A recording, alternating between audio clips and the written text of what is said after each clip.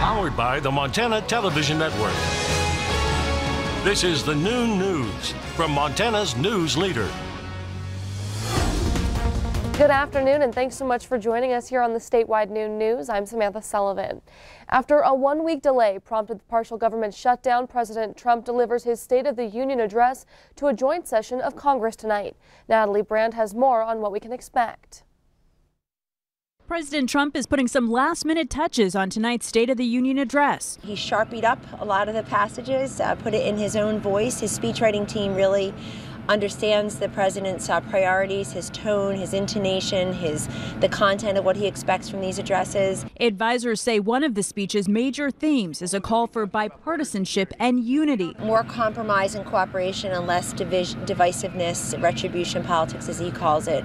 For the first time, President Trump will be facing a divided Congress, and Democrats are already signaling they don't expect to hear much that will prompt them to stand and cheer. The blatant hypocrisy of this president calling for unity is that he is one of the chief reasons Americans feel so divided. The president is expected to renew his call for a wall along the southern border. He is as committed today as he's ever been to making sure we get real border security that includes a wall, and he'll make that case tonight. Congress is working on a compromise bill to secure the border, but lawmakers face another partial government shutdown if they cannot resolve their differences by February 15th. We want to get something that can get a strong bipartisan agreement.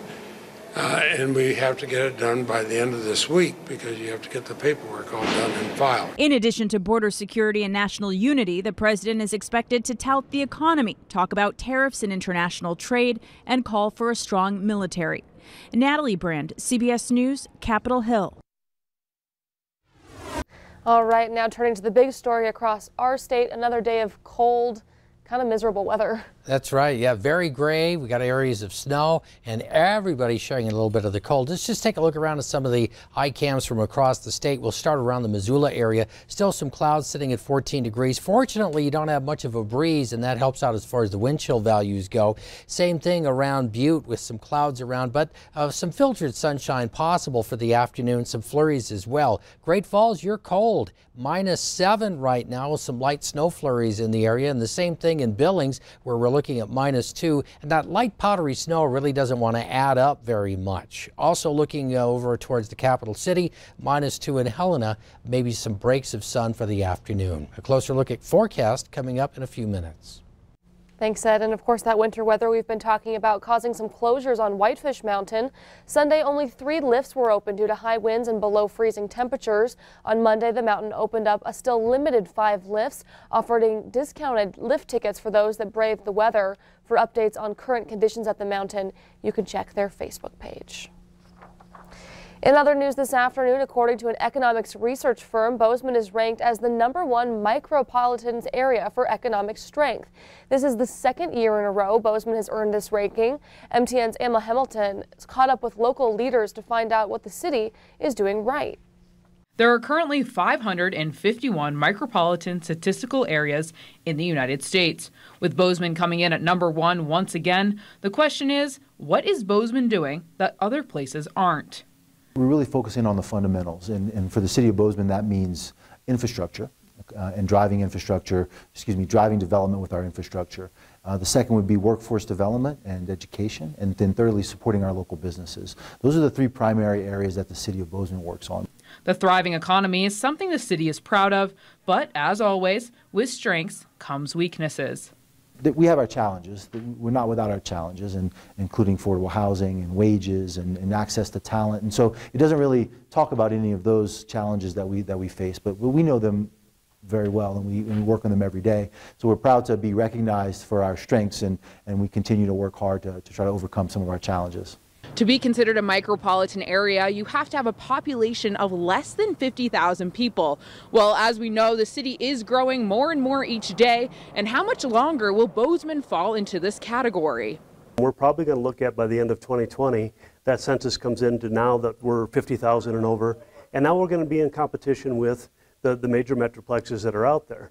I don't think that's a big concern with us, because if you look at where we're even ranking, if you go to the airport ranking where we were with 4 direct flights some 15 years ago to 17 direct flights today, we're now competing with almost every major airline, so we're competing with the Dallas-Fort Worth, but on a lot smaller, more friendly scale when you arrive here. You still feel like it's small-time Bozeman when you do arrive. So hopefully we can be able to continue to grow the types of jobs, the high-paying jobs, but also keep the feel of what Bozeman, Montana has to offer to the family.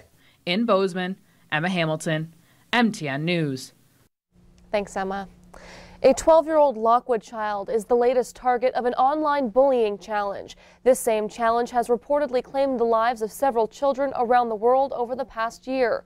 It's called the Momo Challenge. The Yellowstone County Sheriff's Office took a report from a parent saying their child was selected. The image you see on your screen is Momo, accessed through free smartphone app WhatsApp. Momo gives tasks that become progressively more dangerous and violent. The Sheriff's Office says although it may sound naive to fall for the challenge, it's something minors can easily get caught up in.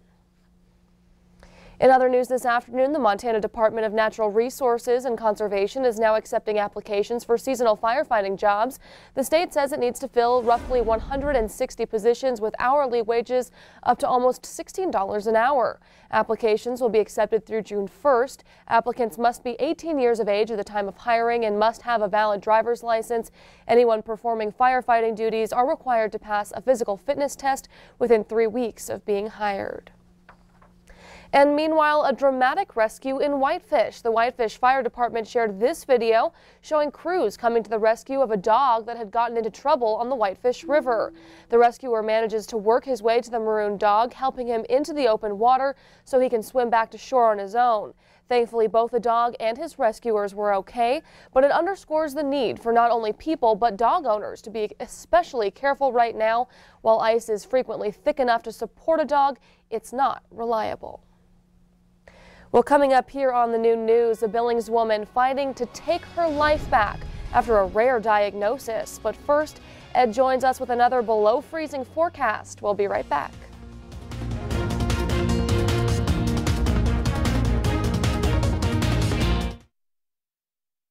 You're watching MTN News with Samantha Sullivan.